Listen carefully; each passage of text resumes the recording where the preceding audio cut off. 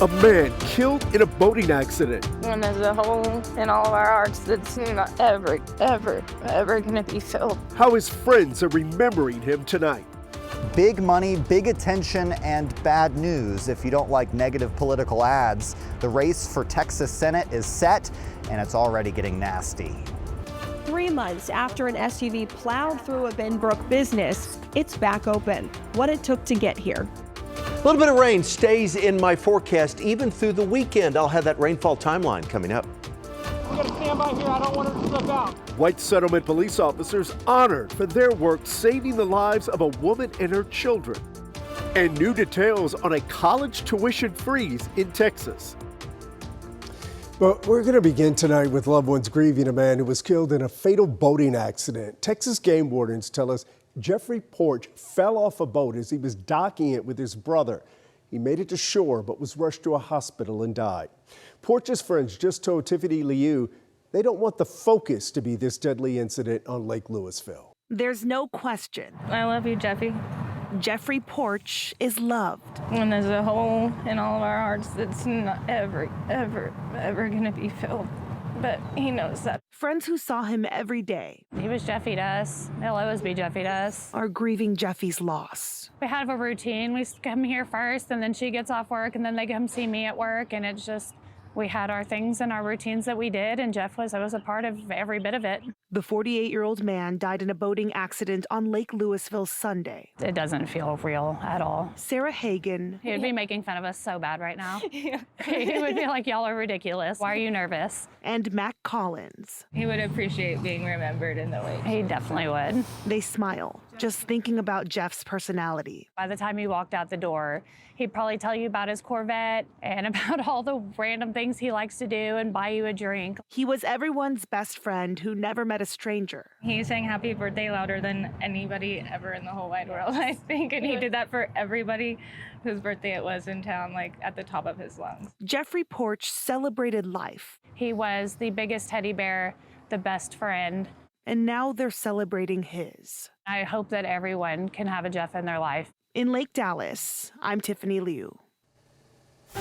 Certainly a fitting tribute. Some of us saw showers and thunderstorms overnight and well into the morning, but you can see there the sun's poking out now, and Chief Meteorologist Pete Delkus has our first look at the forecast. Well, Chris, I don't have a whole lot of rain in my forecast tonight. There could be a spotty shower in the next hour or so, but for the most part, it's going to look like this as we head through the next hour or so. Mostly dry. It's 83 in Fort Worth. It's the same thing in Dallas, 80 in Denton, 72 in Gainesville, 79 in Athens, and 82 in Corsicana. We have some sunshine that's out. I have a couple showers up here around Bonham and Sherman. That's lifting north into Oklahoma. Well, watch this. Watch how much rain we have tonight. 8 o'clock, there's 10 o'clock.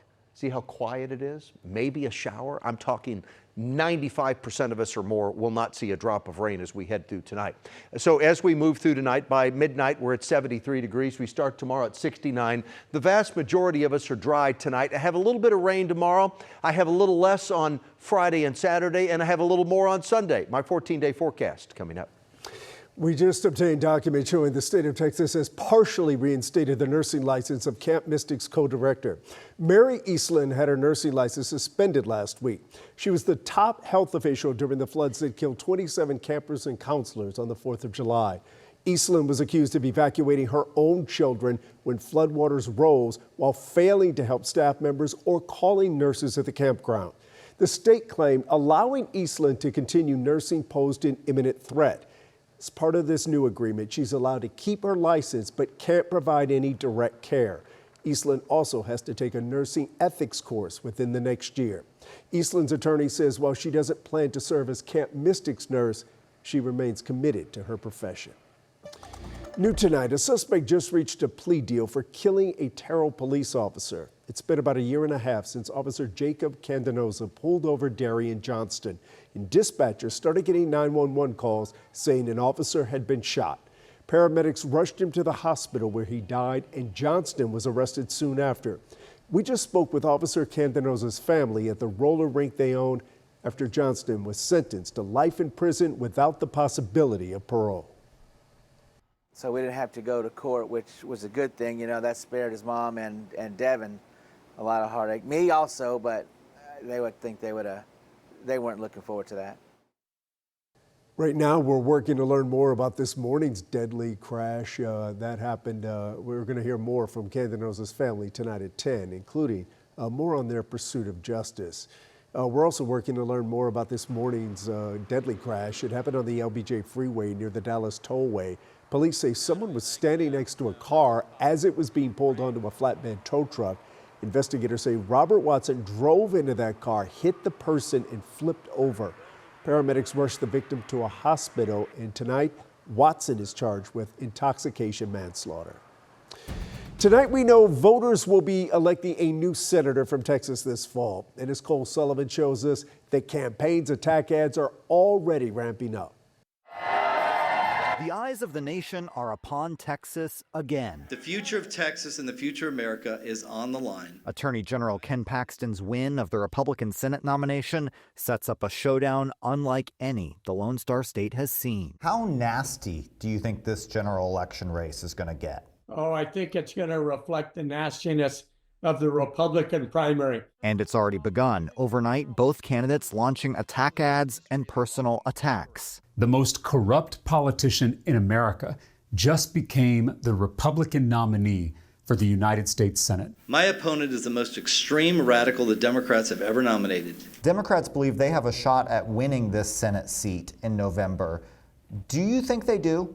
I think they definitely have a shot. I would class this race as pretty close to a toss-up at this stage. It really is kind of a perfect storm for Democrats. SMU political science professor Matthew Wilson says high gas prices, President Trump's low approval rating, and allegations Paxton is corrupt will help Tallarico.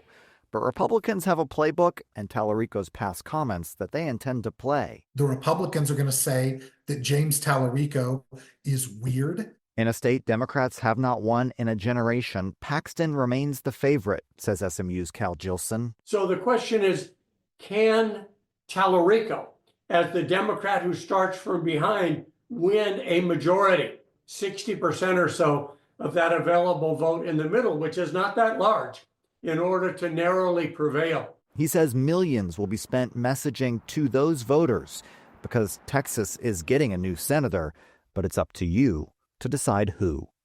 In Dallas, I'm Cole Sullivan. We brought you comprehensive election night coverage last night on WFAA Plus with real-time updates on key races, as well as concession and victory speeches live as they happen. For the most extensive political coverage in North Texas, make sure you've got our streaming app downloaded to your TV. Well, some welcome news tonight if your kids are headed off to college. Governor Abbott has directed all public colleges and universities to freeze tuition and fees. This applies to both 2- and 4-year schools statewide and will last through the upcoming academic year. The governor's order extends a tuition freeze that's been in place for the past few years, but several universities say they're in dire need of additional funds. That's why the UT system recently approved fee increases, and schools like UNT say they're facing a serious budget shortfall.